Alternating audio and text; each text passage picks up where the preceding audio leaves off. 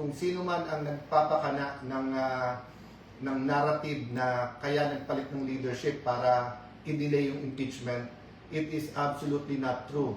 To God's grace, tuloy-tuloy po ang trabaho. Magandang hapon po sa akin Facebook family. Kanina po, I expressed sentiments, narrated some facts, made some suggestions. Now I just want to make an update.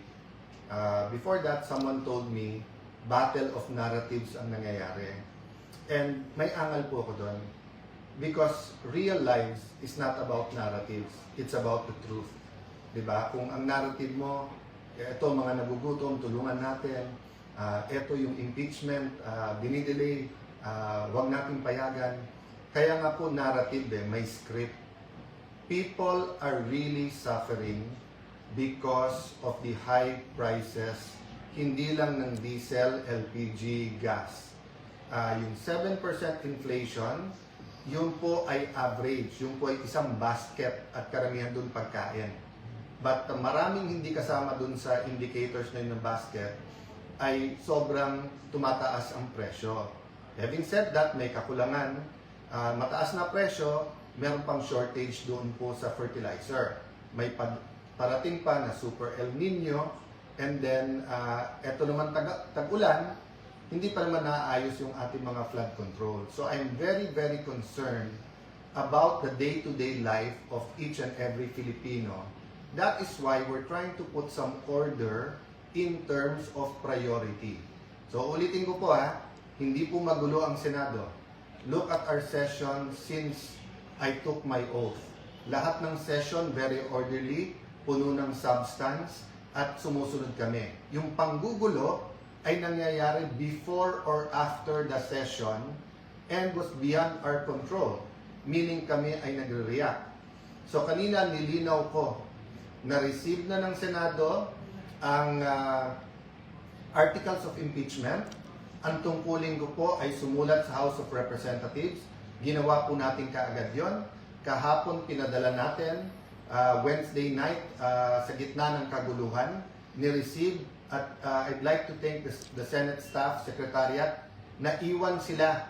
Napakadaming dokumento, papakita ko po sa inyo, pero inisa-isa nila yon na siguradong kumpleto. Bakit po?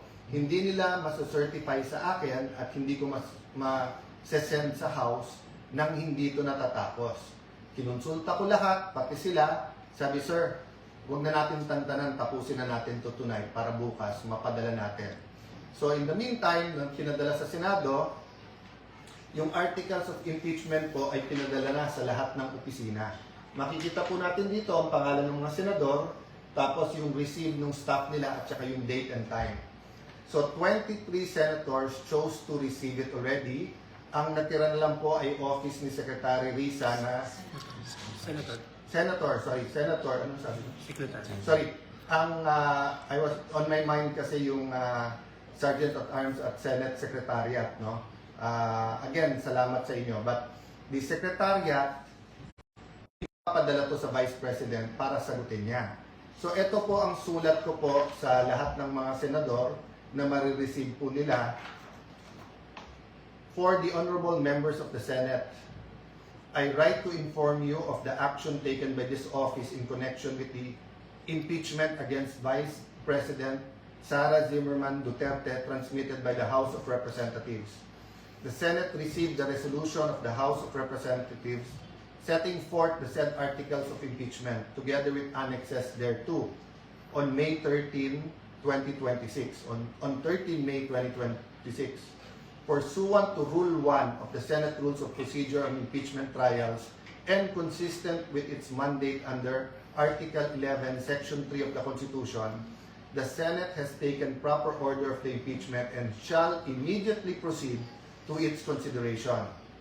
This office has accordingly communicated the Senate action to the House of Representatives through a letter addressed to the Speaker of the House of Representatives dated 14 May 2026, which they received on that date.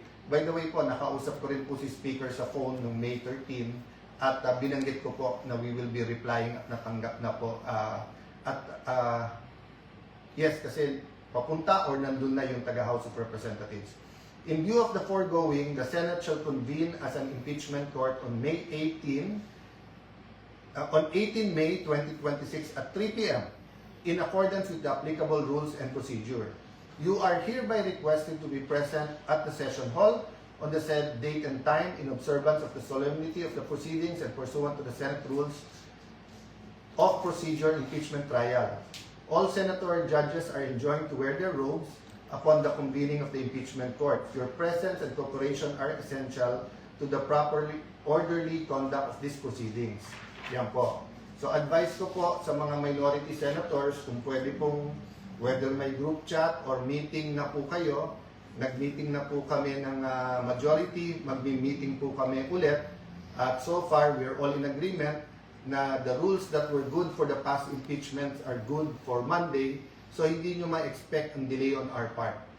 So outside the Senate, kung sino man ang nagpapakana ng narrative na kaya nagpalit ng leadership para i-delay yung impeachment, it is absolutely not true. Lawyers are officers of the court.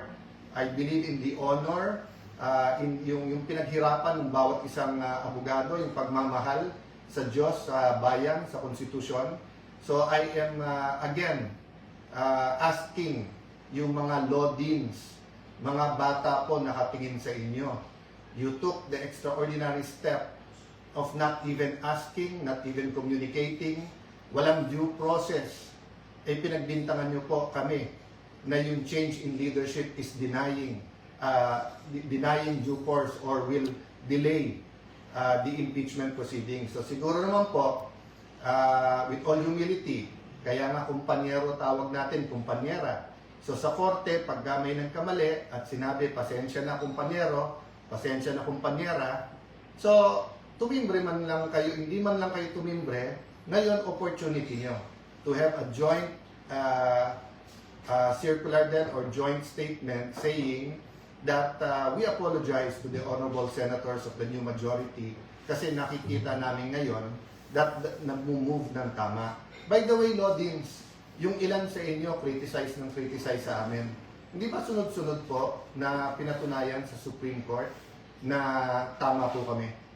Hindi ba bawat galaw in the past na umabot sa Supreme Court at hindi ba sa law school deans kayo mismo ang nagtuturo na kapag ka Supreme Court ang nagsabi, yan ang batas. At hindi ba po may kasabihan po, no? Matagal na po to. Hanapin ko po yung quote talaga, no? Na nagsasabing, we should be a nation of laws, not of men. So ano po ibig sabihin nito? Na kahit ano pong lakas, kahit anong kapangyarihan ng isang lalaki o babae o man or woman, ang batas ang nasusunod.